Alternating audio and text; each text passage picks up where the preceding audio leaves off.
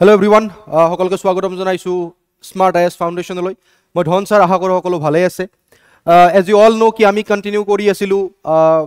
Means মন্ত্ৰ যত আমি GS5 ৰ ইম্পৰ্টেন্ট কোৱেশ্চন বোৰ ডিসকাস কৰি আছিলো তোমালোকে জুৱা ক্লাস যদি চাইছা জুৱা ক্লাছত আমি এটা বহুত ইম্পৰ্টেন্ট ডিসিশন লৈছিলো তোমালোকক মই কৈছিলো ইয়াৰ বিষয়ে যে আমি যেটো সিৰিজ হ'ব গৈ আছে যেটো সিৰিজ আমি কন্টিনিউ কৰি আছিলো মেইনস মন্ত্ৰ আজি জোৰ পাৰ্ট নম্বৰ 3 এই সিৰিজটোক সুচাৰুৰূপে পৰিচালিত কৰিবলৈ বা ইয়াৰ জৰিয়তে যাতে তোমালোকৰ লাভ হয় ষ্টুডেন্টস যিখিনিয়ে মেইনস দিব গৈ আছে তেওঁলোকৰ যাতে বহুত বেছি লাভ হয় তাৰ কাৰণে এটা আমি ডিসিশন লৈছিলো আৰু সেই ডিসিশনটো হৈছিল যে আমি প্ৰতিদিনে দুটাকে সকলোতকৈ ইম্পৰ্টেন্ট প্ৰবেবল কোৱেশ্চন ডিসকাস কৰিম বা প্ৰিভিয়াস ইয়াৰ কোৱেশ্চন ডিসকাস কৰিম যিবোৰ কোৱেশ্চন এইবাৰ মেইনছত GS5 ত আহাৰ সম্ভাৱনা বহুত বেছি আছে যাতে তোমালোকৰ লাভ হয় আৰু এই যি দুটা প্ৰশ্ন ডিসকাস কৰিম এই প্ৰশ্ন দুটা এটা আমি ইংলিশত ডিসকাস কৰিম এটা আমি অসমীয়াত ডিসকাস কৰিম আৰু তোমালোকক মই দায়িত্ব দিছিলো যে যিবোৰ ষ্টুডেন্টে অসমীয়াত এক্সাম লিখিম বুলি ভাবিছা তোমালোকে অসমীয়াৰ কোৱেশ্চনটো চালাই সোৱাৰ পিছত ইংলিশৰ যেটো কোৱেশ্চন থাকিব হেতু তোমালোকে নিজে এটা ফ্ৰেম বনাই as because U all know কি এনসাৰ ৰাইটিং সকলোতকৈ মেইন ব্ৰহ্মাস্ত্ৰ হয় আমাৰ আমি যিমানে এনসাৰ ৰাইটিং কৰিম হিমানে আমাৰ মাৰ্কস ভাল হোৱাৰ চান্স বেছি থাকে যদিও আমি এই বস্তুটো ফিল নকৰো ইমান সহজত বাট একদম মনত বান্ধি লোৱা তোমালোকে এই বস্তুটো যে যেতিয়া এনসাৰ ৰাইটিং আমি আৰম্ভ কৰিম ন তেতিয়া আমাৰ হসা যেটো আমাৰ চেষ্টা হেতু ওলাই আহিব ঠিক আছে তো অসমীয়া ষ্টুডেন্ট খিনিয়ে অসমীয়া কোৱেশ্চনটো ডিসকাস কৰিমেই আমি যেটো ইংলিশ কোৱেশ্চন আমি ডিসকাস কৰিম ইংলিশত যেটো কোৱেশ্চন আমি ডিসকাস কৰিম হেই যেটো প্ৰশ্ন আছে তোমালোকে অসমীয়াত হেতু লিখি কিনে মোক WhatsApp নম্বৰত পঠাই দিবা মই তোমালোকক ধুনিয়াকে চেক কৰি হেই কোৱেশ্চনটো ফিডব্যাক WhatsAppত দি দিম এটা সময় ৰাখিছিলো আমি গধুলি 5টা বজাৰ পৰা 6টা বজালৈ 5:45 লৈকে এই সময়খিনিত তোমালোকে মানে তোমালোকৰ এনসাৰটো মই চেক কৰিম মই WhatsApp নম্বৰ দি দিছিলো আজিও দিম বাৰু মই আৰু যিবোৰ ষ্টুডেন্টে ইংলিশত এক্সাম দিম বুলি ভাবিছা তোমালোকে ইংলিশ কোৱেশ্চনটো আমি যেতিয়া ডিসকাস কৰিম ইংলিশত হেতুটো তোমালোকে ভালদৰে মন দি শুনিলাই অসমীয়া কোৱেশ্চনটো তোমালোকে মন দি শুনিবা আৰু নিজৰ ফালৰ পৰা চেষ্টা কৰিবা যে হেই কোৱেশ্চনটো তোমালোকে ইংলিশত নিজেই ইয়াৰ এনসাৰটো লিখিব পাৰা ফ্ৰেম কৰিবা তোমালোকে এনসাৰটো আৰু কৰাৰ পিছত তোমালোকে তাক মোলৈ চেণ্ড কৰিবা মই WhatsApp নম্বৰ দি দিম মই 5টা বজাৰ পৰা গধুলি 6টা বজালৈ প্ৰতিদিনে তোমালোকৰ এনসাৰবোৰ চেক কৰিম ফিডব্যাক মই তোমালোকক দিম তোমালোকৰ কি কি জায়গাত তোমালোকে অলপ বেছিকে চাব লগা আছে বা বেছিকে গুৰুত্ব দিব লগিয়া আছে এইবোৰ মই তোমালোকক ধুনিয়াকে বুজাই দিম ঠিক আছে তো আশা কৰো যেহেতু আৰামমনি সকলোৱে হয়তো নাজানিব বাট আই হোপ এবাৰ তোমালোকে ভাবি চোৱা এই বস্তুটোৱে কিমান কামত দিব তোমালোকক ঠিক আছে আৰু এটা সময়ত এনেকুৱা আহি যাব যেতিয়া আমি কন্টিনিউয়াসলি মেইনস মন্ত্ৰ কৰি থাকিম এটা সময়ত এনেকুৱা আহি যাব যে ইমানখিনি কোৱেশ্চন ইমানখিনি নলেজ আমাৰ গেদাৰ হৈ যাব আমি এনসাৰ ৰাইটিং প্ৰেক্টিস কৰা আমাৰ একদম ফুলি আমি এনসাৰ ৰাইটিং প্ৰেক্টিস কৰা আমাৰ হৈ যাব তাৰ লগতে ইমানখিনি কোৱেশ্চনৰ এটা আৰহি তোমালোকে পাই যাবা যে তোমালোকে GS5 ত এটা ভাল মাৰ্কস উঠাব পাৰিবা যেটোৱে তোমালোকক পজিশন দিবলৈ সক্ষম হ'ব ঠিক আছে তো আজিৰ সেশনটো আৰম্ভ কৰো দিস ইজ মেইনস মন্ত্ৰ probable Q&A discussion for APSC mains 2025 GS5 or Assam part or আমি ডিসকাস কৰি আছো এই সিৰিজটো যত আজিৰ এই সেশনটো হ'ব পাৰ্ট নম্বৰ 3 ফাইন সো এটা কথা কব খুজু আজিৰ হয়তো মাতটো মোৰ অলপ কিবা তোমালোকে পাবা এজ বিকজ অলপ গাটো বেয়া হৈ আছে মোৰ সৰ্দি টনসিল এনেকুৱা কিবা অলপ হৈ আছে বাট মই চেষ্টা কৰিম যাতে তোমালোকে মোৰ ফলৰ পৰা একো বিজুতি নোপোৱা ঠিক আছে okay fine let's start today's session আজিৰ সেশনটো আৰম্ভ কৰো ফাৰ্স্ট প্ৰশ্ন জুৱা ক্লাছত তোমালোকে দেখিছিলা প্ৰথম প্ৰশ্নটো আমি ইংলিশত ডিসকাস কৰিছিলো সেকেন্ড প্ৰশ্নটো আমি অসমীয়াত ডিসকাস কৰিছিলো এটা স্ট্যাটিক এটা কাৰেন্ট এফেয়াৰ্সৰ লগত ৰিলেটেড আছিল আজি যেটো স্ট্যাটিক কোৱেশ্চন আছে হিষ্ট্ৰি কোৱেশ্চন আছে হেতু আজি আমি অসমীয়াত ডিসকাস কৰিম সো ইংলিশত যিবোৰে লিখিবা ষ্টুডেন্টছে তেওঁলোকে ইয়াৰ আজিৰ বিৱৰণখিনি চাই লবা সেশনটো চাই লবা বেছি দিগলিয়া নহয় সেশনটো চোৱাৰ পিছত তোমালোকে ইয়াত ইংলিশত ফ্ৰেম কৰি নিজাকে এনসাৰ লিখি মই WhatsAppত সেন্ড কৰিবা মই হেকৰ ফালে WhatsApp নম্বৰটো তোমালোকক দি দিম ফাইন সো আজিৰ প্ৰশ্নটো হৈছে যে অসমৰ আৰ্কিটেকচাৰৰ ওপৰত ভিত্তি কৰি আমি কেনেকৈ ক'ব পাৰো আহোমৰ পিৰিয়ডৰ যি আৰ্কিটেকচাৰ আছিল তাৰ ওপৰত ভিত্তি কৰি আমি কেনেকৈ ক'ব পাৰো যে আহোম পিৰিয়ডটোক গোল্ডেন পিৰিয়ড বুলি আমি গণ্য কৰিব পাৰো মানে আমাক ইয়াত সুধিছে যে অসমৰ স্থাপত্যৰ পৰিপ্ৰেক্ষিতত যি স্থাপত্য আছিল তাৰ পৰিপ্ৰেক্ষিতত আহোম যুগটোক আমি সোণালী যুগ বুলি কেনেদৰে ক'ব পাৰো ইয়াৰ ওপৰত বিৱৰণ দিব দিছে আমাক তো আমি সকলোৱে গম পাও যে আহোমৰ সময়ত কেনেকুৱাকে কিমানখিনি আৰ্কিটেকচাৰ ডেভেলপমেন্ট হৈছিল টেম্পল আৰ্কিটেকচাৰৰ পৰা যদি আমি চাও আমি বিভিন্ন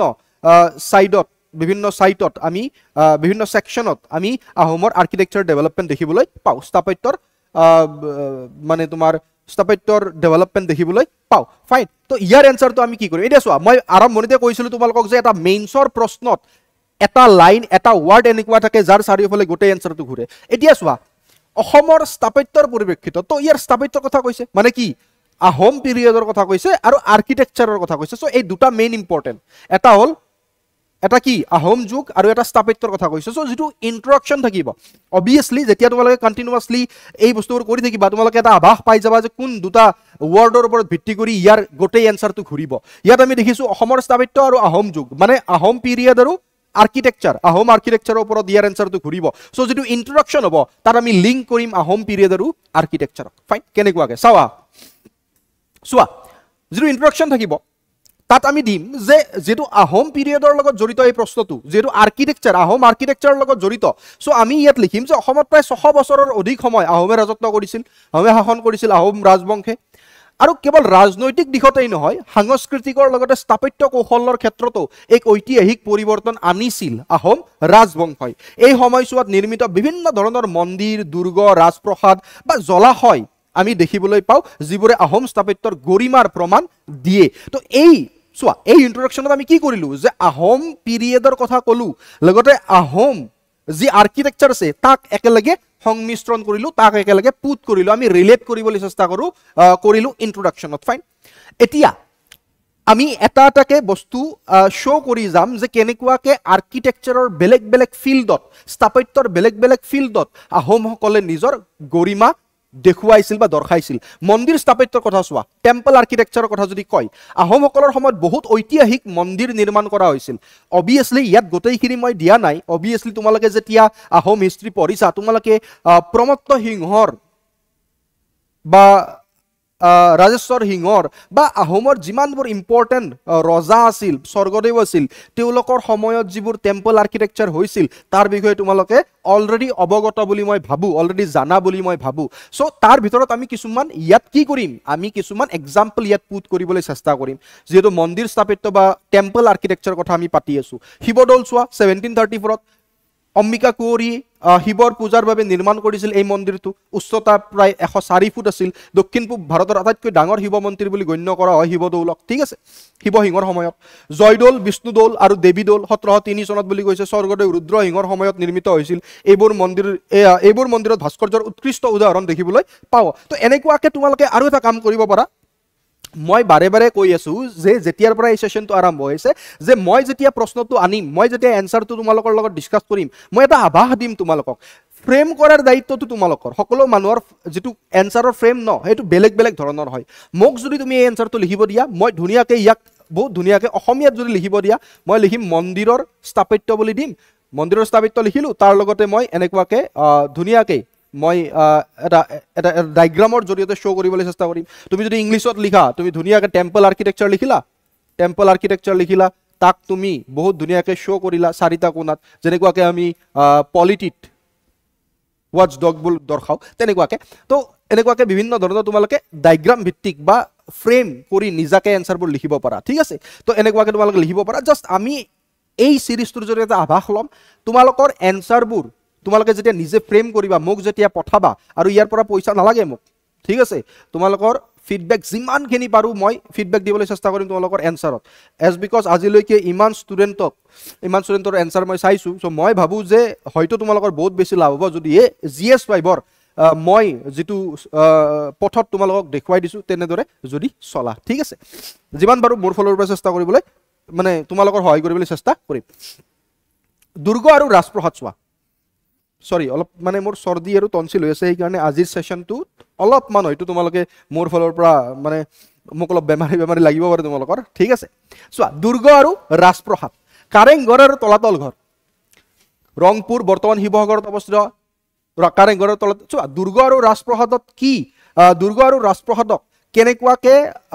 আহোম আৰ্কিটেকচাৰৰ এটা নগণ্য অংগ বা এটা বহুত ইম্পৰ্টেণ্ট অংগ বুলি আমি শ্ব' কৰিব পাৰোঁ বা ইয়াক আমি বৰ্ণনা কৰিব পাৰোঁ দুৰ্গ আৰু ৰাজপ্ৰসাদত দ্বিতীয় পৰ্যায়ত আমি লিখিলোঁ প্ৰথম পইণ্টতটো আমি মন্দিৰ স্থাপত্যৰ বিষয়ে চালো, টেম্পল আৰ্কিটেকচাৰ। দ্বিতীয় পইণ্টত আমি দুৰ্গ আৰু ৰাজপ্ৰসাদৰ বিষয়ে চালো, কাৰেংঘৰ বা তলাতল ঘৰৰ বিষয়ে আমি চালো, যে এই প্ৰসাদত 7টা মহলা আছিল, গোপন সুৰংগ আছিল তলাতল ঘৰত, বুলেট প্ৰুফ প্ৰাচীৰ আছিল, এইবোৰত ইটাৰে সৈতে চূণ বালি আৰু মেটেকালীয় মাটিৰ সংমিশ্ৰণ ব্যৱহাৰ কৰা হৈছিল, যি স্থানীয় স্থাপত্য কৌশলক উন্নত কৰিছিল। তেনেকুৱাকৈ আমি শ্ব' কৰিব পাৰোঁ। এটা কথা মনত ৰাখিবা, যেতিয়া মেইনছৰ এনচাৰ লিখিবা তোমালোকে, অবভিয়াছলি ইমানবোৰ ডাটা মনত ৰখা ইজি নহয়। ডাটা মনত ৰখাটো ভাল কথা যদি ডাটা মনত ৰাখিব পাৰা, বাট অবভিয়াছলি ইমান ডাটা মনত ৰাখিব আমি নোৱাৰোঁ। তো এটা কথা মন দিবা যে যিখিনি মেইনছৰ এনচাৰত তুমি লিখিবা সেই বস্তুখিনি তুমি নহয়, যিবোৰ ষ্টুডেণ্টে মেইনছ লিখি আছে তেওঁলোকে সকলোৱে জানে, বাট মেইন যেটো ডিফাৰেন্স আছে সেইটো ক'ত আহিব, সেইটো আহিব তোমালোকে কেনেকুৱাকৈ ফ্ৰেম কৰা, তোমালোকে এনচাৰটো কেনেকৈ উপস্থাপন কৰা, তাত সকলোতকৈ ডাঙৰ ডিফাৰেন্সটো আহি যাব। চ' যেতিয়া এনচাৰ ৰাইটিং কৰি থাকিবা ন, তেতিয়া এই বস্তুটো তোমালোকে পাৰ্গত হৈ যাবা। নেক্সট হোৱা জল সংৰক্ষণ আৰু নগৰ বিন্যাসৰ ক্ষেত্ৰত আমি কেনেদৰে ক'ব পাৰোঁ, কেনেদৰে আমি দেখুৱাব পাৰোঁ যে আহোমৰ যি স্থাপত্য আছিল এই স্থাপত্যক আমি সোণালী যুগ বুলি ক'ব পাৰোঁ অসমক। চোৱা, জল সংৰক্ষণ আৰু নগৰ বিন্যাস, জয়সাগৰ পুখুৰীৰ নাম আমি সকলোৱে জানো, 318 একৰ জলাশয় এটা, ঠিক আছে। কোনে বনাইছিল? ৰুদ্ৰসিংহই বনাইছিল নিজৰ মাতৃৰ মেমৰিত, ঠিক আছে, জয়মতীলৈ উৎসৰ্গা কৰি খনন কৰিছিল। গৌৰীসাগৰ বা নাজিৰাত অৱস্থিত গৌৰীসাগৰ ক'ত অৱস্থিত? নাজিৰাত। গৌৰীসাগৰ কোনে খনন কৰিছিল? শিৱসিংহৰ সময়ত, কুইন ফুলেশ্বৰীয়ে, হয়নে নহয়? তো স্বৰ্গদেউ শিৱসিংহই নিৰ্মাণ কৰিছিল। স্থাপত্য শৈলী আৰু কৌশল, এইটো আমি পইণ্টত লিখিব পাৰোঁ। আহোম স্থাপত্যত মংগোলীয়, আৰ্য আৰু শুনা এই বস্তুখিনি চোৱা, এনেকুৱা বস্তুবোৰে ন তোমাৰ যিটো এনচাৰ আছে তাক এটা পজিটিভ ছাইডত লৈ যাবলৈ চেষ্টা কৰে। কেনেকুৱাকৈ? যেতিয়া তোমাক আহোমৰ স্থাপত্যৰ কথা সুধিছে আৰু তুমি 4 নম্বৰ বা এটা পইণ্টত তুমি লিখি দিছা যে স্থাপত্য শৈলী আৰু কৌশল কেনেকুৱা আছিল আহোমৰ সময়ত, আহোম স্থাপত্যত মংগোলীয়, আৰ্য বা স্থানীয় জনজাতীয় শৈলীৰ সংমিশ্ৰণ দেখিবলৈ পাওঁ বুলি কৈছে। তো যেতিয়া এই এনচাৰটো তুমি আণ্ডাৰলাইন কৰি দিবা, যেতিয়া এই এনচাৰটো লিখোঁতে তুমি এই লাইনকেইটা আণ্ডাৰলাইন কৰি দিবা, তেতিয়া এক্সামিনাৰৰ চকুত পৰিলে তেওঁলোকেও হয়তো ভাবিবলৈ বাধ্য হ'ব যে ষ্টুডেণ্টজনৰ এইখিনি নলেজ আছে যে অসমৰ যি স্থাপত্য আছিল, আৰ্কিটেকচাৰ আছিল, তাত কিহৰ মিশ্ৰণ দেখিবলৈ পাওঁ আমি, মংগোলীয়, আৰ্য, স্থানীয় জনজাতিৰ শৈলীৰ সংমিশ্ৰণ দেখিবলৈ পাওঁ। চিহাবুদ্দিন তালিছৰ দৰে বুৰঞ্জী লিখকে আহোম স্থাপত্যৰ সৌৰ্য বীৰ্যৰ বৰ্ণনা দি গৈছিল, ঠিক আছে। চিহাবুদ্দিন তালিছৰ যি ৰাইটিংছ আছিল তাত আমি দেখিবলৈ পাওঁ অসমৰ আৰ্কিটেকচাৰৰ বিষয়ে। চ' এনেকুৱাকৈ তোমালোকে লিখিব পাৰা। এটা আভাস আই হোপ তোমালোকৰ হৈ গৈছে। চ' কনক্লুজনত উপসংহাৰত আমি কি লিখিব পাৰোঁ? চোৱা, উপসংহাৰত আমি লিখিব পাৰোঁ যে আহোমসকলে কেৱল ৰাজন্য নাছিল, ৰাজন্য মানে কিংডম,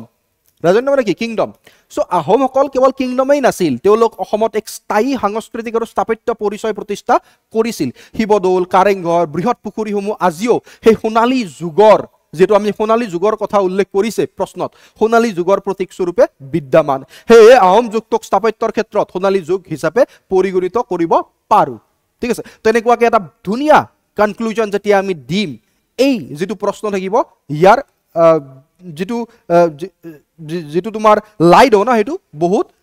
হেভি গুচি যাব আৰু ভাল দেখাব, ভাল। এক্সামিনাৰজনে চেক কৰিলে ইয়াৰ যেতিয়া চেক কৰিব এই এনেকুৱা ধৰণৰ বস্তুবোৰ যেতিয়া আমি ইনক্লুড কৰিম, তেতিয়া তেখেতে ভাবিছোঁ যে হয় ষ্টুডেণ্টজনে এজ এ হোল গোটেইখিনি বস্তু ইনক্লুড কৰি যিটো প্ৰশ্নত সুধিছে তাক শ্ব' কৰিবলৈ বা দেখুৱাবলৈ, উপস্থাপন কৰিবলৈ চেষ্টা কৰিছে, ঠিক আছে। আই হোপ তোমালোকে এই বস্তুখিনি বুজি পালা। ফাইন। এতিয়া তোমালোকৰ দায়িত্ব, যিবোৰে ইংলিছত লিখিম বুলি ভাবিছা, ইয়াৰ পিছৰ কুৱেশ্যনটো আমি ইংলিছত পাম। চ' যিবোৰ ষ্টুডেণ্টে ইংলিছত লিখিম বুলি ভাবিছা, এই যিটো প্ৰশ্ন আমি চালোঁ, আহোম আৰ্কিটেকচাৰক কিয় আমি অসমৰ সোণালী যুগ বা গল্ডেন পিৰিয়ড বুলি ক'ব পাৰোঁ, কুৱেশ্যনটো আৰম্ভণিতে আছে। ইয়াক তোমালোকে ধুনীয়াকৈ ফ্ৰেম কৰি মোলৈ হোৱাটছআপত পঠাব পাৰা। আই উইল চেক ইউৰ এনচাৰ আৰু মই তোমালোকক ফিডবেক দিবলৈ চেষ্টা কৰিম। Fine, okay. Next question, discuss the major factors. এই প্ৰশ্নটো অসমীয়াত যিবোৰে এনচাৰ লিখিবা তেওঁলোকে এই প্ৰশ্নটো ধুনীয়াকৈ অসমীয়াত প্ৰস্তুত কৰি এনচাৰটো নিজৰ আৰ্হিত লিখি মোলৈ এনচাৰটো পঠিয়াবা, মই চেক কৰি দিম and I will give you the feedback. Okay, discuss the major factors responsible for migration of population into Assam state. বহুত বেছি ইম্পৰ্টেণ্ট, ইনফিনিট ষ্টাৰ লগাই দিয়া, এজ বিকজ মাইগ্ৰেশ্যনটো বহুত নিউজত আছে বৰ্তমান সময়ত। চ' কৈছে যে মেজৰ ফেক্টৰ কি হয় যাৰ কাৰণে অসমত ইমান মাইগ্ৰেশ্যন হৈ আছে, তাৰ লগতে ডিছকাছ কৰিব দিছে যে প্ৰবেবল ছ'চিঅ' ইকনমিক কনচিকুৱেঞ্চেছ। আমাক ডিসকাস কৰিব দিছে, আমাক সুধিছে যে এই মাইগ্ৰেশ্যনৰ ফলত সামাজিক আৰু অৰ্থনৈতিকভাৱে কি প্ৰভাৱ পৰিছে অসমত, ঠিক আছে, ছ'চিঅ' ইকনমিক কনচিকুৱেঞ্চেছ কি আছে তাৰ ওপৰত ডিছকাছ কৰিব দিছে। আই হোপ তোমালোকে এই বস্তুখিনি গম পালা, ঠিক আছে। অলপ লিখিব শিকা ধন, কি শিকা, লিখিব শিকা, সাহসী হ'বলৈ চেষ্টা কৰা, ঠিক আছে, সাহসী হ'বলৈ চেষ্টা কৰা, কাৰণ এনেকুৱা বস্তুবোৰত বহুত মানুহে সাহসেই নকৰে যে লিখিম কেনেকুৱা বা হয়, কি বা হ'ব আমাৰ, বাট লিখাটো আৰম্ভ কৰা ন, দেখা যাওক কি হ'ব পিছলৈ, লাহে লাহেতো মানুহে শিকে। আৰু সদায় মনত ৰাখিবা, সাহসী মানুহক সদায় ভাগ্যই সাথ দিয়ে, লাকে সদায় সাথ দিয়ে কাক, ব্ৰেভ মানুহক, লাক ফেভাৰ দ্য ব্ৰেভ, হয়নে নহয়? মহাত্মা গান্ধীৰ কথা চাই লোৱা, মহাত্মা গান্ধী সাংঘাতিক মানুহ হৈছিল, জানা নাই মহাত্মা গান্ধীৰ কথা? মহাত্মা গান্ধীৰ মাতটো মই কোৱা নাই, মই জেণ্ডাৰ ডিছক্ৰিমিনেশ্যন কৰা নাই, বাট মই এটা তোমালোক ফেক্ট কওঁ, একদম সৰু সাধু কথা এটা কৈ লওঁ, যদিও অলপ টাইম খাম, বাট চৰি, বাট সাধু কথা এটা শুনি লোৱা। মহাত্মা গান্ধী যে আছিল ন, মই ডিছক্ৰিমিনেশ্যন কৰা নাই, কিন্তু মই জাষ্ট ফেক্ট এটা কৈ আছোঁ। মহাত্মা গান্ধী যেতিয়া বিলাতত আমি পঢ়োঁ ন, লণ্ডনত যেতিয়া ল পঢ়ি আহিল, তাৰপিছত ভাৰতলৈ আহিছিল 1901 চনত। তুমি যদি ভালদৰে চোৱা INC সেশ্যন যদি চোৱা, ইণ্ডিয়ান নেশ্যনেল কংগ্ৰেছৰ সেশ্যনত তুমি চাবা যে 1901ত মহাত্মা গান্ধী প্ৰথমবাৰৰ কাৰণে INC প্লেটফৰ্মত আহিছিল, ঠিক আছে। 1951 ভালদৰে আহিছিল, ঘূৰি আহিছিল চাউথ আফ্ৰিকাৰ পৰা, বাট তাৰ আগতে বিলাতৰ পৰা তেওঁ আহিছিল ভাৰতলৈ, ঠিক আছে। তেওঁ কাম পোৱা নাছিল, কিয় কাম পোৱা নাছিল? সেই সময়ত কিছুমান প্ৰেজুডাইজ আছিল যে ছোৱালী মানুহ, ছোৱালী মানুহৰ কাম ঘৰত বহি থকাই, তো মহাত্মা গান্ধীৰ মাতটো অলপমান মাতটো ছোৱালী মানুহৰ দৰে আছিল বুলি ধৰা যায়, ঠিক আছে। তো কি হ'ল, তেওঁ কাম নাপায় ইয়াত। এটা সময়ত কি হ'ল, চাউথ আফ্ৰিকাত কি হ'ল জানা, অসমীয়া ভাৰতীয় মানুহ বহুত আছিল বিজনেছমেন, তো এবাৰ কেছ লাগিল ভাৰতীয় মানুহ এজনৰ ওপৰত। এতিয়া প্ৰব্লেমটো হ'ল কি, চাউথ আফ্ৰিকাৰ যি কোৰ্ট আছে তাত এওঁলোকে হিন্দীত কয়, ইংলিছ বুজি নাপায়, আৰু বাকী জাজবোৰে কি ইংলিছ বুজি পায়, হিন্দী বুজি নাপায়, সাংঘাতিক কাহিনী হৈ গ'ল। তেতিয়া কি কৰিলে, সেই যিজন বিজনেছমেন যাৰ ওপৰত কেছ লাগিছিল, তেওঁ নিজৰ বন্ধুজনক ক'লে যে যাচোন ভাৰতৰ পৰা এনেকুৱা এজন লয়াৰ লৈ আহ, গুজৰাটৰ পৰা, কাৰণ গুজৰাটৰে আছিল সেই হেৰি মানুহজন, তো গুজৰাটৰ পৰা এনেকুৱা এজন লয়াৰ লৈ আহ যিজনে হিন্দী ইংলিছ দুয়োটা কথা ক'ব পাৰে, মানে দুয়োটা জানে আৰু দুয়োটাত ফ্লুৱেঞ্চি আছে। তো মহাত্মা গান্ধীক ইয়াৰ পৰা লৈ গ'ল, তাত কেছটো জিকিলে, আৰু জিকাৰ পিছত মহাত্মা গান্ধীৰ যিটো দপদপনি, একফালৰ পৰা কেছ লোৱা আৰম্ভ কৰিলে, তাৰপিছত লাহে লাহে মহাত্মা গান্ধী ধনী হ'বলৈ আৰম্ভ কৰিলে, আৰু তাৰপিছততো আহিছিল ভাৰতত, হয়নে নহয়? চাউথ আফ্ৰিকাৰ পৰা ঘূৰি আহিছিল, চাউথ আফ্ৰিকাত থাকোঁতে টলষ্টয় আশ্ৰম বনাইছিল, আশ্ৰম চাৰিওফালে মহাত্মা গান্ধী বনাই থাকে, ঠিক আছে। ইয়াত কেৱল আশ্ৰম বনোৱাটো মহাত্মা গান্ধীৰ ভাৰতত অহাৰ পিছত স্বভাৱ নহয়, এইটো আগৰ পৰাই বনাই আছিল, পোলকৰ লগত লগ লাগি টলষ্টয় আশ্ৰম বনাইছিল। তো তেনেকুৱাকৈ, তো মই এই বস্তুতে ক'ব খুজিছোঁ যে মানুহ যদি সাহসী থাকে ন, তোমাৰ যি প্ৰব্লেমেই নাথাকক কিয়, চেষ্টা কৰিবা আৰু তোমাৰ ভাগ্যই তোমাক লগত দিবই, ঠিক আছে। তো সাহসী হ'বলৈ শিকা, এনচাৰবোৰ দিবলৈ শিকা, fine. Discuss the major factors responsible for migration of population into Assam state. Discuss its probable socio-economic consequences বুলি কৈছে। চোৱা, ইয়াত যদি চাওঁ, migration of population into Assam, ঠিক আছে, this is the main line, হয় নে নহয়? ইয়াৰ ওপৰতে গোটেই কুৱেশ্যনটো ঘূৰিব, আমাৰ এনচাৰটো ঘূৰিব, চৰি। মেজৰ ফেক্টৰ্ছ আমি কম আৰম্ভণিতে, তাৰপিছত প্ৰবেবল ছ'চিঅ' ইকনমিক, সামাজিক আৰু অৰ্থনৈতিক প্ৰভাৱৰ বিষয়ে আমি ডিছকাছ কৰিম। আৰম্ভণি চোৱা, ইন্ট্ৰডাকশ্যনটো আমি এনেকৈ কৰিম যে migration has played a pivotal role in shaping the demographic, cultural, political landscape of Assam. তো গোটেই বস্তুখিনি আমি ইয়াত পইণ্ট আউট কৰিবলৈ চেষ্টা কৰিছোঁ, যাতে এক্সামিনাৰে দেখে যে ইন্ট্ৰডাকশ্যনত মানুহজনে বা ষ্টুডেণ্টজনে বহুত ধুনীয়াকৈ গোটেই বস্তুখিনি পইণ্ট আউট কৰিছে মাইগ্ৰেশ্যনৰ ফলত হোৱা প্ৰভাৱৰ ওপৰত ভিত্তি কৰি, ডেমোগ্ৰাফিক, কালচাৰেল, পলিটিকেল, ঠিক আছে। The state had witnessed multiple waves of inward migration due to the combination of, কিহৰ কাৰণে মাইগ্ৰেশ্যন হয় ভাৰতত, অসমত কিহৰ কাৰণে হয়, গোটেইবোৰ বস্তু আমি পইণ্ট আউট কৰিবলৈ চেষ্টা কৰিছোঁ। আমি কিহত প্ৰভাৱ পৰে সেইটো পইণ্ট আউট কৰিলোঁ আৰম্ভণিতে, আৰু কিহৰ কাৰণে হয়, ফৰ এক্সাম্পল হিষ্টৰিকেল 1947ৰ যি পাৰ্টিশ্যন আছিল সেইটোও আমি ডিছক্ৰাইব কৰিব পাৰিম, লিখিব পাৰিম। তাৰ লগতে 1971ৰ বাংলাদেশ লিবাৰেশ্যন ৱাৰ যে আছিল, ইয়াকো আমি পইণ্ট আউট কৰিব পাৰিম, ফাইন। ইকনমিক, অৰ্থনৈতিক কাৰণতো হয়, ঠিক আছে। অৰ্থনৈতিক কাৰণত ফৰ এক্সাম্পল আগৰ টি কোম্পানী গ্ৰোথ কৰিবৰ কাৰণে যে আগতে উৰিষ্যা বা বেলেগ বেলেগ জেগাৰ পৰা যে, বিহাৰৰ পৰা যে ল' ৱেজ ৱৰ্কাৰ্ছবোৰ লৈ আহিছিল, হয়নে নহয়? তো ইকনমিক ক্ষেত্ৰৰ কাৰণেও, ইকনমিক ছাইডৰ পৰা বা অৰ্থনৈতিক ছাইডৰ পৰা চাব গ'লে আমি গম পাওঁ যে অৰ্থনৈতিক কাৰণেও, অৰ্থনৈতিক ষ্ট্ৰং কৰিবৰ কাৰণেও মাইগ্ৰেশ্যন হয়। Environmental reasons and socio' political ফেক্টৰ্ছৰ কাৰণে মাইগ্ৰেশ্যন হোৱা বুলি আমি দৰ্শাব পাৰোঁ। চ' আমি গোটেই বস্তুখিনি এজ এ হোল ইন্ট্ৰডাকশ্যনত আমি শ্ব' কৰিবলৈ চেষ্টা কৰিছোঁ। Well migration has contributed to the region's development, it has also', যদিও মাইগ্ৰেশ্যনৰ কাৰণে ডেভেলপমেণ্টটো হয়, but also' triggered complex socio' economic challenges, কিন্তু তাৰ উপৰি সামাজিক আৰু অৰ্থনৈতিক চেলেঞ্জ কিছুমানো আমি দেখিবলৈ পাওঁ মাইগ্ৰেশ্যনৰ কাৰণে এতিয়া আমাক কি সুধিছে তালৈ আমি যাম যেটো আমাক বডিত আমি পইণ্ট আউট কৰিব লাগিব যেটো আমাক সুধিছে আমাক দুটা প্ৰশ্ন সুধিছে এটা সুধিছে factors responsible for the migration আৰু সুধিছে challenge socio economic challenge so আৰম্ভণিত চাও major factors responsible for the migration into Assam economic opportunity number 1 economic opportunity ইয়াত চোৱা টি ইন্ডাষ্ট্ৰিৰ কাৰণে ইকোনমিক অপৰচুনিটিৰ কাৰণে মাইগ্ৰেশ্যন হয় আৰম্ভণিত আছে টি ইন্ডাষ্ট্ৰি যেতিয়া ব্ৰিটিছ কলোনিয়েল পিৰিয়ড আছিল অসমত টি প্লান্টেশনৰ কাৰণে লাৰ্জ মাইগ্ৰেন্ট লো ওয়েজেস ওয়াৰ্কাৰ্স বোৰ লৈ আহিছিল বিহাৰৰ পৰা উৰিষ্যা ঝাৰখণ্ড বা ওয়েষ্ট বেংগলৰ পৰা যাৰ কাৰণে মাইগ্ৰেশ্যন হৈছিল এগ্ৰিকালচাৰ ল্যান্ড ফাৰ্টাইল ব্ৰহ্মপুত্ৰ আৰু বৰাক ভেলিত যেহেতু যিবোৰ মাটি আছে এইবোৰ বহুত ফাৰ্টাইল হয় যাৰ কাৰণে কি ই এট্ৰেক্ট কৰে মাইগ্ৰেন্টবোৰক কাল্টিভেবল ল্যান্ড আৰু লাইভলিহুডৰ কাৰণে আৰবান এমপ্লয়মেন্ট আৰবান সেন্টাৰ যেনেকুৱাকে গুৱাহাটী ডিব্ৰুগড় শিলচৰ এইবোৰ জেগাত জব অপৰচুনিটি বহুত আছে ঠিক আছে লগতে trade transport construction informal sectors যিবোৰ বস্তুৱে মাইগ্ৰেন্টস বোৰক পুল কৰে both within and outside Assam অসমৰ বাহিৰৰ পৰাও আৰু অসমৰ বেলেগ বেলেগ জাগাৰ পৰাও অসমৰ ভিতৰৰ পৰাও সো ইকোনমিক অপৰচুনিটি আমি এনেদৰে তিনিটা পইণ্ট মেনশন কৰিব পাৰো হিষ্টৰিকেল এণ্ড পলিটিকেল কজেছত মই অলৰেডি কৈছিলো যে partition of India 1947 significant influx হৈছিল বেংগলী হিন্দুজবোৰ যিবোৰ ক'ত আছিল ইষ্ট পাকিস্তান বৰ্তমানৰ বাংলাদেশত আছিল তো হিন্দুজবোৰ তাৰ পৰা মাইগ্ৰেন্ট হৈ আহিবলৈ চেষ্টা কৰিছিল পাৰ্টিশনৰ সময়ত লগতে বাংলাদেশ লিবাৰেশ্যন ওয়াৰত it triggered the large scale migration বহুত large scale of migration হৈছিল হিন্দু আৰু মুসলিম অসমলৈ তাৰ লগতে বৰ্ডাৰ ৰেগুলেশনত আমাৰ এনেকুৱা বস্তুবোৰ পইণ্ট কৰিবলৈ চেষ্টা কৰিবা ঠিক আছে এনেকুৱা বস্তুবোৰ পইণ্ট কৰিবলৈ চেষ্টা কৰিবা সৰি মানে সৰ্দিৰ কাৰণে মোৰ চকুৰে পানী তোমালোকৰো হয় চাগে সৰ্দি লাগিলে চকুৰে পানী ওলাই তো এই বস্তুটো মোৰ হৈ আছে বহুত বেয়াকৈ সৰ্দি লাগিছে বাট তাৰ পিছতো যেহেতু মই কথা দিছিলো যে এই বস্তুটো কন্টিনিউ হ'ব যাতে লাভ হয় মই ভাবিছো যে এনেকুৱা এটা সময়ত লৈ যাম ন এতিয়া মই নাচাও বাট এটা সময়ত তোমালোকে অনুভৱ কৰিবা এনেকুৱা এটা সময় আহিব যেটো সময়ত GS5 ৰ কথা আৰু আমি ভাবিব লগা নহয় মেইনছ পাৰ্সপেক্টিভৰ পৰা ঠিক আছে তো এই বস্তুবোৰ পইণ্ট আউট কৰিবলৈ চেষ্টা কৰিবা যে বৰ্ডাৰ ৰেগুলেশনক নেগলেক্ট কৰা দেখা পোৱা যায় ঠিক আছে যাৰ কাৰণে poor enforcement of the border controls over the decades আৰু decade ধৰি চলিয়ে আছে poor enforcement of the border control যাৰ কাৰণে কি কটাবেৰ পাৰ হৈ কিনে আহে নহয় contributed to the undocumented immigration ঠিক আছে কটাবেৰ পাৰ হৈ এনেকে আহিব so this is also one of the reason হয় নহয় কিমান ধৰা পৰে হয় নহয় তুমি ভাবা যদি 50% ধৰা পৰে মইতো বহুত ধৰিছো 50% বহুত 50% ধৰা নপৰে বাট ঠিক আছে যদি 50% ধৰা পৰে ন 50% তো আহে আৰু তেনেকে আহি হিদিনা ত্ৰিপুৰাত বলে একদম পুৰা ৰামায়ণৰ দৰে হৰাই মাৰি দিলে দেখিছানে নাই নিউজটো তো তেনেকুৱাকে so neglect of the border regulation তোমালোকে পইণ্ট আউট কৰিব পাৰা you can point out this point fine next one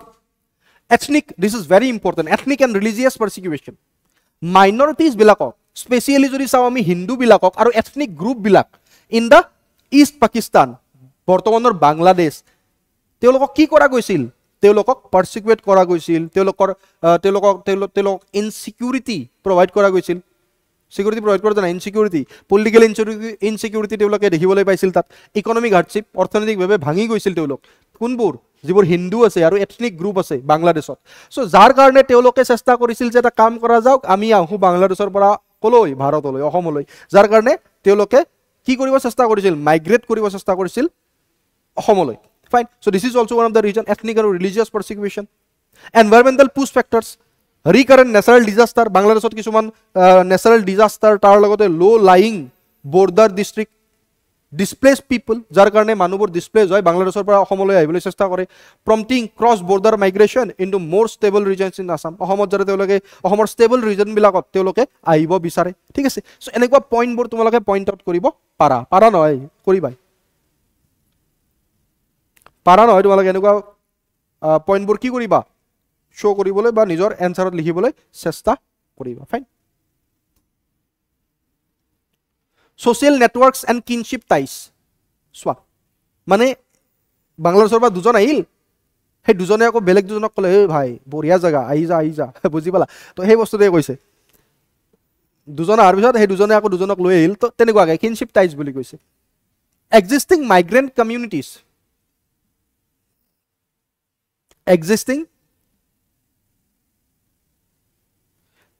কিনশ্বিপৰ original যদি ৱৰ্ড অৰ্থটো চোৱা ন তুমি য'ত মিলে এইটো তেজৰ সম্পৰ্ক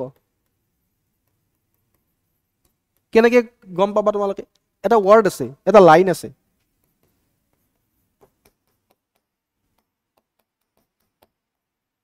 কি লাইন আছে কিংশ্বিপ নোজ নো কিনশ্বিপ ঠিক আছে এই লাইনটো আছে এই লাইনটো মনত ৰাখিবা ঠিক আছে কিংশ্বিপ নোজ নো কিনশ্বিপ কোনে কৈছিল জানা আমাৰ নহয় হ'লে ভুল হৈ যাব এইটো কৈছিল আলাউদ্দিন খিলজিয়ে কৈছিল যে কিংশ্বিপ নোজ নো কিনশ্বিপ ৰজা হ'বৰ কাৰণে তেজৰ সম্পৰ্ক নালাগে বাৰু যি কি নহওক existing migrant communities often act as a support system যিবোৰে অলৰেডি আছে অসমত বাহিৰৰ মাইগ্ৰেণ্ট তেওঁলোকে ছাপৰ্ট ছিষ্টেম হিচাপে কাম কৰে নতুন মাইগ্ৰেণ্টৰ মানে আহা ইয়াতে বঢ়িয়া ইয়াতে আহি যোৱা বুজি পালা তেনেকুৱাকৈ ফেচিলিটিং চেইন মাইগ্ৰেশ্যন যাৰ কাৰণে কি বুলি হয় আমি কি পইণ্ট আউট কৰিব চেইন এনেকুৱা ৱৰ্ডবোৰ ইউজ কৰিবা চেইন মাইগ্ৰেশ্যন দেখিলে এনেকুৱা লাগে যে বাহ ধনী ৱৰ্ড বুজি পালা তো এনেকুৱা ৱৰ্ডবোৰ ইউজ কৰিবলৈ চেষ্টা কৰিবা তেতিয়া যিটো তোমাৰ এনচাৰ থাকে ন তাত বহুত ধুনীয়া প্ৰভাৱ এটা পৰে এনেকুৱা ৱৰ্ডবোৰ নিজে বনাই ল'বা এই ৱৰ্ডবোৰ ন এটা পেজেই বনাবা য'ত এনেকুৱা ৱৰ্ডেই থাকিব চেইন মাইগ্ৰেশ্যন ডেমোগ্ৰাফিক ডিভিডেণ্ড এনেকুৱা টাইপৰ বুজি পালা প্ৰবেবল ছ'চিঅ' ইকনমিক ছেকেণ্ড যিটো আমাক প্ৰশ্ন সুধিছে যে সামাজিক আৰু অৰ্থনৈতিক প্ৰব্লেম বা কনচিকুৱেঞ্চ কি হয় মাইগ্ৰেশ্যনৰ কাৰণে ডেমোগ্ৰাফিক ট্ৰান্সফৰ্মেশ্যন হয় migration significantly altered the demographic structure specially district like যেনেকুৱা ধুবুৰী বৰপেটা আৰু নগাঁৱত আমি দেখিবলৈ পাইছোঁ ডেমোগ্ৰাফিক ষ্ট্ৰাকচাৰটোৱে চেঞ্জ কৰি দিয়ে হয়নে নহয় ডেমোগ্ৰাফিক ষ্ট্ৰাকচাৰটো চেঞ্জ কৰি দিয়ে অসমৰ changes in the linguistic and religious composition ভাষাভিত্তিক আৰু ধৰ্মভিত্তিক কম্পজিশ্যনো চেঞ্জ হৈ যায় lead to the identity based concern যাৰ কাৰণে আইডেণ্টিটি বেছড কনচাৰ্ণে অসমীয়াবিলাকৰ মনত ভয় হ'বলৈ আৰম্ভ কৰে যে আমি দাবি যাব লাগিব এটা সময়ত গৈ আৰু এই ভয়ৰ কাৰণেই অসম আন্দোলন হৈছিল জানানে নাই এই ভয়ৰ কাৰণে অসম আন্দোলন হৈছিল অসমীয়াসকলে দেখিলে যে অসমীয়া কোৱা মানুহৰ 1951 চেঞ্চাছ হৈ যাওক বা তোমাৰ মানে 1951লৈকে বা তাৰ পিছলৈকে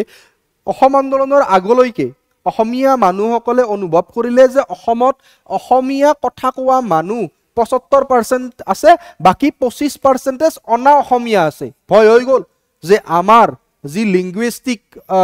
ডমিনেন্স আছে বা লিংগুইষ্টিক বেছড কনচাৰ্ণ আহি গ'ল তেওঁলোকৰ মনত ঠিক আছে তো তেওঁলোকে ভাবিলে যে আমাক দবাই ৰাখিব পিছলৈ গৈ বা এনেকুৱাকৈ যদি বাঢ়ি থাকে এটা টাইমত আমি প্ৰব্লেম ফেচ কৰিবলগীয়া হ'ব পাৰে বা আমাৰ ফিউচাৰ জেনেৰেশ্যনে প্ৰব্লেম বা অসমখনে প্ৰব্লেম ফেচ কৰিব লগা হ'ব পাৰে যাৰ কাৰণে অসম আন্দোলন হৈছিল বাট এতিয়া অসমীয়া কথা কোৱা মানুহ 48%ৰো কমত তলৰ ফালে বাট আমাৰ টেনশ্যন নাই আমি ছ'চিয়েল মিডিয়াত লাগি থাকোঁ হয় নহয় তো ভাবিব লগা কথা মই মোৰ নিজৰ ছ'চিয়েল মিডিয়াত এই বস্তুটো লৈ কিনে এবাৰ এটা পোষ্টো কৰিছিলোঁ যদি তোমালোকে মোৰ ছ'চিয়েল মিডিয়াত আছা তোমালোকে দেখিছা ঠিক আছে অভিজিত ৰাজবংশী বুলি চাৰ্চ কৰিবা পাবা ফেচবুক হওক ইনষ্টা হওক তো এইটো এটা কনচাৰ্ণ হয় বহুত ডাঙৰ কনচাৰ্ণ এটা সময়ত যেতিয়া অসমীয়াসকলে ওলাই আহিছিল নিজৰ মাতৃভূমিৰ কাৰণে যেতিয়া 75% অসমীয়া কথা কোৱা মানুহ আছিল এতিয়া 48%ৰো কম আছে অসমীয়া কথা কোৱা মানুহ বাট আমাৰ প্ৰব্লেম কি আমাৰ কাম কি আমি ছ'চিয়েল মিডিয়াত লাগি থাকোঁ আমি পানীত হালধি ঢালি ভিডিঅ' চাই থাকিম ভিডিঅ' বনাম বাৰু যি কি নহওক তো এনেকুৱা ধৰণে আমি পইণ্ট আউট কৰিব পাৰোঁ যে demographic transformation resource pressure and environmental impact obviously ৰিচোৰ্চৰ প্ৰেছাৰ পৰিব increase population as lead to the encroachment on forest and agriculture land যেতিয়া মানুহ বাঢ়িব এগ্ৰিকালচাৰ লেণ্ডবোৰ কাটিব ফৰেষ্টবোৰ কি হ'ব ডিগ্ৰেড হ'ব খেতি বাতিৰ কাৰণে বা থাকিবৰ কাৰণে থকা জেগা ওলাবৰ কাৰণে চ' আছামছ ইক'লজিকেল বেলেঞ্চ কি হ'ব কি হৈ যাব অসমৰ ইক'লজিকেল বেলেঞ্চত প্ৰভাৱ পৰিব over use of land and water মানুহ বেছি হ'লে পানী আৰু মাটিৰ অভাৰ ইউজ হ'ব which contributed to the deforestation of siltation, degradation of wetlands এনেকুৱাকৈ আমি পইণ্ট আউট কৰিব পাৰোঁ কালচাৰেল এণ্ড লিংগুইষ্টিক চেলেঞ্জ আহিব বহুত অভিয়াছলি আহিব আমি ডিছকাছ কৰিলোঁ অলৰেডি যে ইণ্ডিজিনিয়াছ কালচাৰ আৰু লেংগুৱেজ পাৰ্টিকুলাৰলি অসমীয়া আৰু ট্ৰাইবেল যিবোৰ ডাইলেক্ট আছে বড়ো ৰাভা ঠিক আছে তো এনেকুৱা বস্তুবোৰে এনেকুৱা লেংগুৱেজ আৰু কালচাৰবোৰে কি কৰিব এইবোৰে প্ৰব্লেম ফেচ কৰিব due to the dominance of the migrant population লাহে লাহে এইটোৱে হৈছে ধুবুৰীততো এইটোৱে হৈ গ'ল ধুবুৰীত যদি তুমি চোৱা বেছিভাগ এনেকুৱা হৈছে এতিয়ালৈকে ধুবুৰীত বাকী নাই হৈছে ঠিক আছে চ' এইটো হৈয়ে থাকিব যদিহে আমি ইয়াৰ ওপৰত একো ভাল ষ্টেপ নলওঁ this has created a sense of cultural alienation obviously আমি পিছলৈ গৈ সাংস্কৃতিক এলিয়েনেশ্যন ফিল কৰিম ঠিক আছে আমাৰ কালচাৰ কৰবাতে ৰৈ পৰি থাকিব আইডেন্টিটি এনজাইটি এমং লোকেলছ আৰু লোকেলছবিলাক যিবোৰ নেটিভছ আছে তেওঁলোকৰ মনত এনজাইটি আইডেন্টিটি এনজাইটি আহি পৰিব ইকনমিক কম্পিটিশ্যন অবভিয়াছলি মানুহ বাঢ়িব তো ইকনমিক কাৰণ মাইগ্ৰেণ্টছবিলাকে কি কৰে কম দামত কাম কৰা আৰম্ভ কৰি দিয়ে তো আমাৰ যি লোকেলছ বা নেটিভছবিলাকৰ লাইভলিহুড জীৱন নিৰ্বাহ কৰাৰ যি তোমাৰ জৰিয়া আছিল সেইবোৰ বস্তু নোহোৱা হৈ যাব livelihood opportunity amar no hoy jabo thik ase migrant often compete with local population as because they are low skill job low skill workers thik ase increasing underemployment jar karone ahomor native bilakor ki hobo ahomor native bilake unemployed hobo wage suppression hobo কম দামতে তেওঁলোকে ধৰি লোৱা এজন migrant নাই মোক কৈছে যে এইটো কাম কৰি দিম 100 টকা দিবা নৰ্মেলি আমাৰ যিবোৰ লোকেল মানুহ আছে তেওঁলোকে 200 টকা লয় যেতিয়া লোকেল মানুহ আহিব মই সুধিম আপোনালোক কেই টকা লাগিব তেওঁলোকে ক'ব আমাক 200 টকা লাগিব বলে সিদিনা 100 টকাত কৰিছিলো ঠিক আছে তো এই প্ৰবলেমটো আহি পৰিব ৱেজ সাপ্ৰেশন আহি পৰিব however they have also contributed to economic activities কিন্তু এটা সাইডেদি ভালো হয় বাৰু কিছুমান ইকনমিক এক্টিভিটিজ কামত আহে যেনেকুৱা এগ্ৰিকালচাৰ কনষ্ট্ৰাকচন বা service sector political ramification so migration has led to the contentious debates on citizenship migration ahar loge loge citizenship or upor debate ahi jabo tar loge loge ki hobo kisuman movement arambho hobo jenekwa ahom movement example tumaloke put koribo para tar logote kisuman measures ahibo jenekwa NRC national register of citizens tar logote citizenship amendment act CAA has further polarized public opinion and political instability aru ei boror karone as a whole finally কি হৈ যায় political ইনষ্টেবিলিটি আহে এখন ৰাজ্যত আৰু এই প্ৰবলেমটোৱে দেখা দিয়ে social tension and conflict competition আহি যাব ৰিসোৰ্সৰ কাৰণে তাৰ লগতে cultural identity resulted in periodic ethnic clashes তো হবই হ'ব না এথনিক ক্লাসেছ তোমালোকে নেলি মাসাকিয়াৰ কথা জানা নেলি মাসাকিয়াৰ কথা জানা নাই this is a ethnic class হয় না নাই and breakdown in communal harmony tension between indigenous group jibur indigenous manu ase teolokor aru migrant communities bilakor majot tension baribo thik ase jar pholot social cohesion what threat ahi jay stress on infrastructure and public service jetia bahut basic migrant workers ahibo migration jetia hobo ohomot tire ki hobo ohomor jibur public infrastructure ase including health education housing sanitation eibor to probab poribo particularly in the urban and the peri-urban areas যদি তোমালোকে এতিয়া GMC যোৱা ন GMC তুমি যদি 10 বছৰ আগতে GMC গৈছিলা আৰু আজি যদি GMC যোৱা এই বস্তুটো অনুভৱ কৰিব পাৰিবা যে কেনেকুৱাকে কি হ'ব আসামছৰ অসমৰ public infrastructure including health education হাউচিংত ষ্ট্ৰেইন পৰিব মাইগ্ৰেশ্যন বাঢ়াৰ বাবে অসমত অবভিয়াছলি পৰিব হয় না নহয়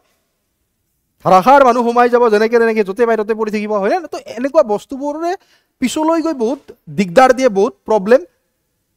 কি কৰে প্ৰবলেম লৈ আহে ফাইন ওকে সো এনেকুৱাকে আমি চ্যালেঞ্জবোৰ লিখিব পাৰো কনক্লুজনত আমি কি লিখিম কনক্লুজনত আমি লিখিম যে migration into Assam is a result of complex interplay সেই বস্তুখিনি আমি এজ এ হোল আকৌ শো কৰিবলৈ চেষ্টা কৰিছো মাইগ্ৰেশ্যন কিহৰ কাৰণে হৈছে অসমত মাইগ্ৰেশ্যন হৈছে ইটো historical karanot economic karanot environmental karanot and it is a complex interplay of all of this while it has contributed to the economic development jodio orthonoitic development tot e ki korise contribute korise aru labor availability karon labor puwa jay so yet contribute korise but it has also posed serious challenge to social harmony ecological sustainability aru political stability next conclusion of সদায় কও যে positive wait লিখিবই লাগিব must be আৰু positive wait কেনেকে লিখিম চোৱা ইয়াৰ জৰিয়তে তোমালোকে এটা আভাস ল'ব পাৰিবা চোৱা এড্ৰেছিং দিস ইস্যু ডিমান্ডস এই ইস্যুবোৰ যদি এড্ৰেছ কৰিব লাগে আমি কি কৰিব লাগিব demands a comprehensive and inclusive policy approach comprehensive আৰু ইনক্লুসিভ পলিসি এক্সক্লুসিভ হলে নহব ইনক্লুসিভ পলিসি এপ্ৰোচ আমি ল'ব লাগিব যিয়ে কি এনশিওৰ কৰিব that ensure the protection of indigenous rights while safeguarding humanitarian concern ami indigenous right or upor for example tumaloke clause number 6 aru 7 ok include koribo para thik ase ohome kordor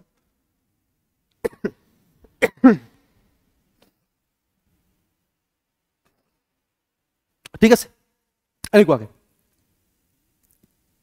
so এনেকুৱাকৈ তোমালোকে conclusion লিখিব পাৰা fine so এইখিনি আছিল আই hope তোমালোকে এই বস্তুখিনি বুজি পালা এতিয়া মই তোমালোকক দিম মোৰ ফোন নম্বৰটো হোৱাটছএপ নম্বৰটো য'ত তোমালোকে মোক এনসাৰ দিব পাৰা য'ত তোমালোকক মই এনসাৰবোৰ চেক কৰি তোমালোকক ফিডবেক প্ৰভাইড কৰিম মই ফাইন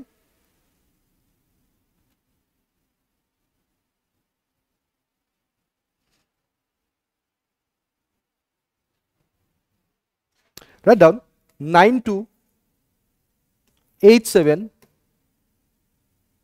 98 7294 এই নম্বৰটো তোমালোকে হোৱাটছআপ কৰি মোক এনসাৰ পঠাব পাৰা যিবোৰে অলৰেডি মই কৈছোৱে তোমালোকক যোৱা ক্লাছৰ পৰাই কৈছো যোৱা ক্লাছটো এই সিৰিজটো একদম যদি আজি চাইছা ন সিৰিজটো এই আৰম্ভণিৰ পৰাই চাবা এই সিৰিজটো যেতিয়ালে শেষ হ'ব ন আসাম জিএছ পেপাৰত তোমালোকৰ এনসাৰ ৰাইটিং তোমালোকৰ ষ্ট্ৰাকচাৰ এই গোটেই বস্তুবোৰ তোমালোকে পাৰগত হৈ যাবা একদম আৰম্ভণিৰ পৰা যদি চাইছা তোমালোকে কাৰণ recently this is the third video ন ইয়েস 13 নম্বৰ ভিডিও তো ইয়াক আমি কন্টিনিউ কৰিম আৰু ইমান ধুনীয়াকৈ শেষলৈকে গোটেই বস্তুবোৰ কভাৰ কৰিবলৈ চেষ্টা কৰিম য'ত তোমালোকৰ কুৱেশ্যনো কমন পৰি যাব কুৱেশ্যন কমন নপৰিলেও তোমালোকে এই কুৱেশ্যনৰ পৰাই গোটেইবোৰ বস্তু উঠাব পাৰিবা ফাইন সো এনেকুৱাকৈ বস্তুবোৰ আমি আগবঢ়াই লৈ যাম হোৱাটছএপত তোমালোকে সেন্ড কৰিবা যিবোৰ অসমীয়াত লিখা ইংলিশ কুৱেশ্যনটো যেটো আমি ডিসকাস কৰিলো ইয়াত অসমীয়াত লিখি মোলৈ সেন্ড কৰিবা যোনে ইংলিশত লিখা তোমালোকে অসমীয়াত ডিসকাস কৰা যেটো আজিৰ ষ্টেটিক যেটো আৰ্কিটেকচাৰ আহোম আৰ্কিটেকচাৰ কথা আছিল যাক আমি কিয় যাৰ কাৰণে আমি আহোম পিৰিয়ডটোক কি বুলি কওঁ গোল্ডেন পিৰিয়ড বুলি ক'ব পাৰো সেই কুৱেশ্যনটো ইংলিশত তোমালোকে ফ্ৰেম কৰি মোলৈ এনসাৰটো পঠিয়াব পাৰা ঠিক আছে মই চেক কৰিম তোমালোকক ফিডবেক দিম থ্যাংক ইউ সো মাচ এভৰিওয়ান আই হোপ এই সিৰিজটোৰ জৰিয়তে তোমালোকৰ লাভ হওক লগৰ বন্ধু-বান্ধৱীক শ্বেয়াৰ কৰিবলৈ নাপাহৰিবা আৰু যদি মোৰ কষ্টখিনি অলপমান তোমালোকৰ পৰা মোৰ সহাৰি দিব খোজা কষ্টখিনি এটা লাইক কৰি দিবা বাকি পাৰা যদি শ্বেয়াৰ কৰি দিবা ভালো সকলৰে বহুত বেছি মৰম বহুত ভাল পোৱা লগ পাম তোমালোকক নেক্সট ক্লাছত তেতিয়ালে জয় অসম